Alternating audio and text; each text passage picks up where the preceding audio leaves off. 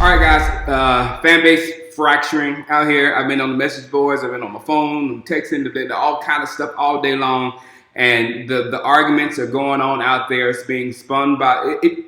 It was started by your boy, and I don't understand, Jerry. I don't understand. You know the power of your words, and when you say certain things, they go. And now we got all this going on around, and I'm explaining this, and I'm trying to, and everything coming out that is I hate Romo. I was like, no, it has nothing to do with that. But I'm so sick of defending that.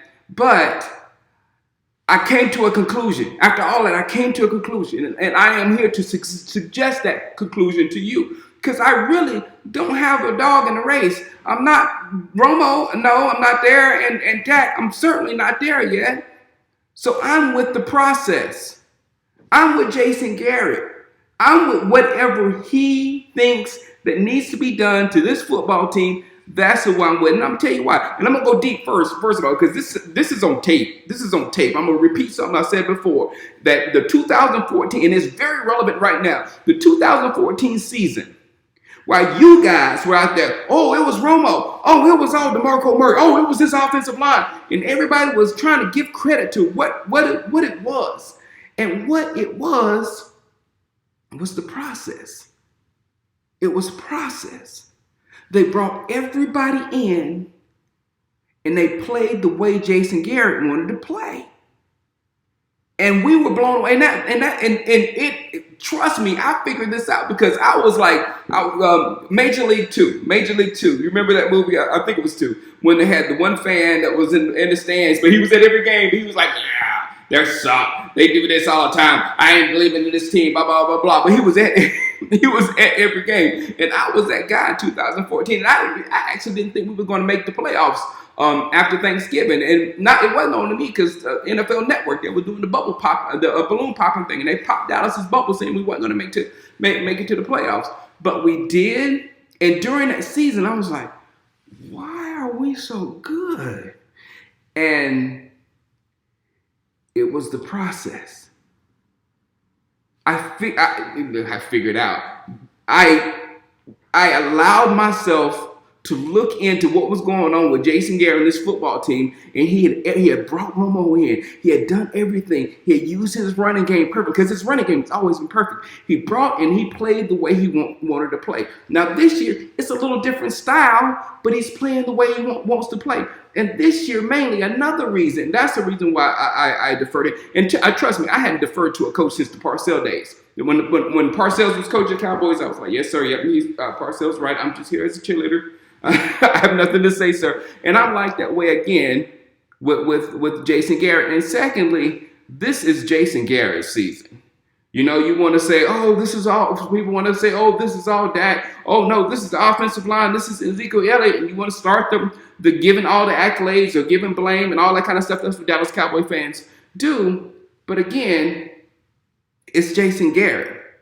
He's the one who put this thing together, him, Linehan, and of course, I have all the trust in the world in Stephen Jones, and Will McClay. All that group, I don't know the rest of them, but you two, all the rest of them. But I have full trust in our organization, and it is up to them, because with this quarterback, whatever, because it was bound to happen, the quarterback controversy it's going to be, it's out there now. They're talking about it, they're fighting about it, or whatever. But we're not coaches. I don't know nothing. Basically, compared to what Scott Linehan knows, I know absolutely nothing. And so do you.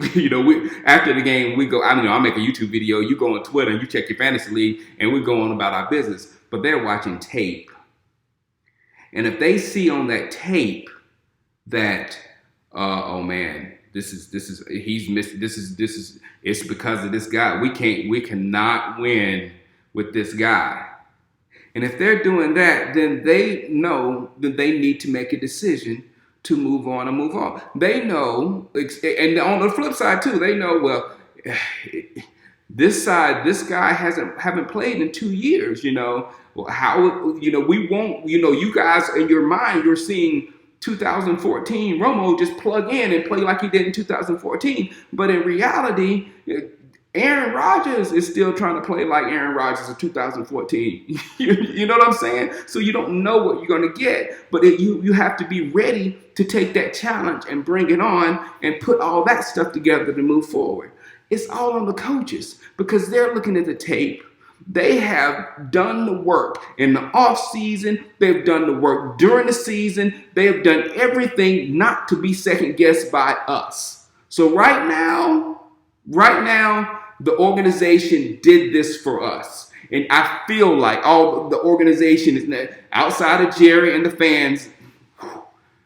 That's our problem, Jerry and the fans. But the organization, they're doing it for us. So now let them have it. These are tough teams, and they know that these are tough teams we face. And I told you, this is on tape again with me saying it. All those three teams, the Minnesota Giants and Tampa Bay, which we could lose that game as well. But what we're going to do moving forward, I don't care. I am following Jason Garrett for the rest of the season like nothing, and I'm letting it happen. I'm absolutely letting it happen, and I think and once I came to that realization. And trust me, when you think about it, it's a real honest revelation. Just let Jason Garrett do it. And it'll just relieve all of that stress on what we should do. Should we start this? Because you don't know. I don't know. None of us know. But I'm telling you, they've done some absolutely mind-blowing things for our organization this year. Stuff that we didn't think was possible this year. They did it. So right now, the best thing we can do is All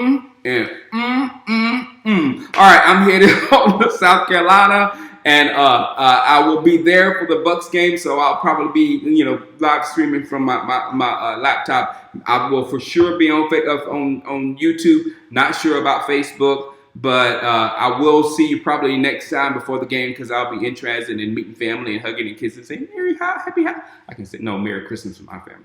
But Happy Holidays. All right. I'll see you guys on Sunday, and it's going to be that team hadn't given up points. See, this is the stuff that the coaches know that we take for granted that we don't know. Tampa Bay didn't give up points to anybody. Drew Brees scored like 4.3 points or something like that in both of those games versus them. They don't allow people to score points. So points are going to be tough for us in that game. But we got to go in there, and we got to play it to the end, and we got to figure out how to pull this W out just so everything can just calm down. But if it doesn't, Invictus, what is Invictus? Oh man, I can't think of the name.